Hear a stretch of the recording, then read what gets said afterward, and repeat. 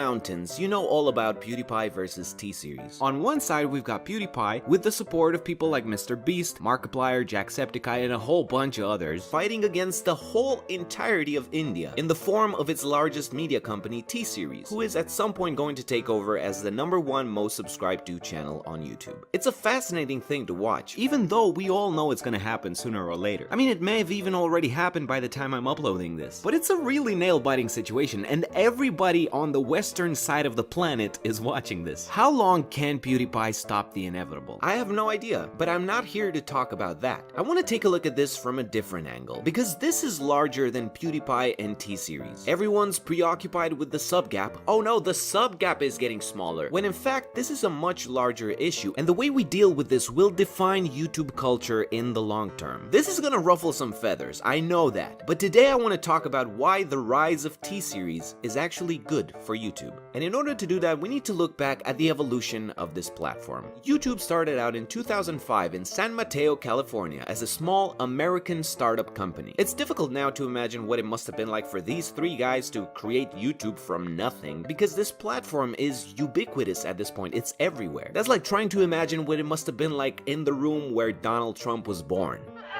I can see the head! I can see the head! He's coming out! He's coming out! He looks kind of weird. I'm gonna build a wall. It's gonna be the greatest wall of all time. It's gonna be... It didn't take too long for YouTube to catch on. It was bought by Google, and it quickly became one of the largest content sharing platforms on the internet. The timing of this was very important, because YouTube came up as the internet was going through this sort of puberty phase. So I guess you could say that YouTube was one of the pimples popping up on the pubescent face of the internet. So nowadays, as the internet hits a state of maturity, as well as YouTube along with it, foreign ecosystems are developing all over the world. YouTube does not belong to America anymore. It does not belong to English-speaking countries, and it hasn't for quite a while. For example, in Romania, there's somewhere between 15 and 20 channels with over 1 million subscribers, and none of them speak English, except, of course, for your boy. And the same goes for any other country with access to the internet, or I should say, unfiltered access to the internet. Because I spent a month in China last year, and I had this conversation with someone, and they were like, "So what do you do in life?" And I was like, "Oh, I make YouTube videos." And this girl in her early 20s was like, "What's that?"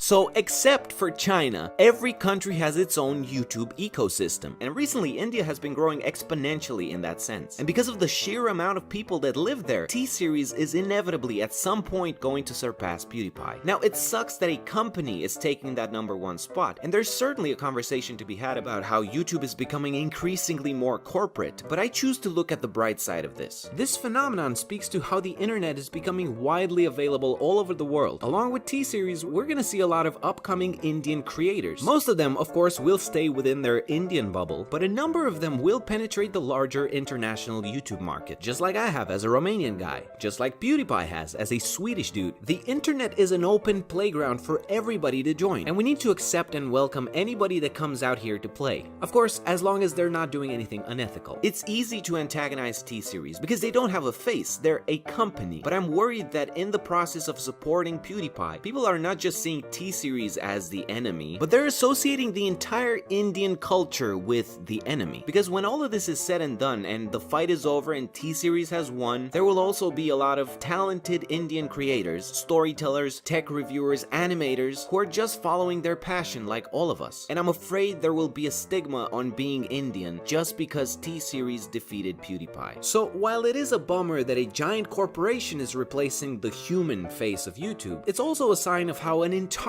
new part of the world is joining the platform, and it's up to all of us who are already here to either build a wall or to be welcoming and accept to share our toys with everybody else. Now, speaking of sharing, Wilford, did you remember to feed the prisoners today?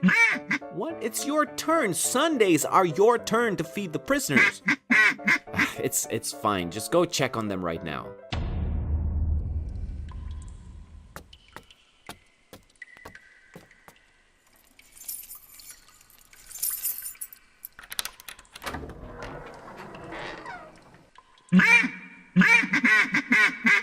Come on, Michael, they're on to us. Dig, goddammit. Oh, I'm trying, but I only have one arm. I don't care, you gotta be faster because they're gonna get us. Why did you even put me in the front?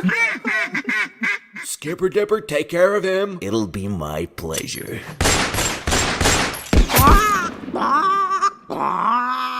Let's go before the other one comes. Wilford, what's happening? I heard gunshots. Oh, no. Come on, stay with me, boy. Stay with me. God damn it. I'm gonna get them, Wilford, if it's the last thing I do. But first I gotta figure out what to do with your corpse.